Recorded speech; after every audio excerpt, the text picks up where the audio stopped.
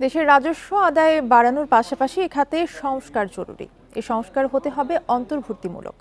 বুধবার রাজধানীর একটি হোটেলে আয়োজিত গোলটেবিল আলোচনায় বক্তারা এসব কথা বলেন। করনীতির কাঠামো পরিচালনার বিষয়ে আলোচনার আয়োজন করে পলিসি এক্সচেঞ্জ বাংলাদেশ। এতে বক্তারা বলেন, অংশীজনের মতামত গ্রহণের মাধ্যমে বাস্তবতার নিরিখে কর কাঠামোর সংস্কার হতে হবে।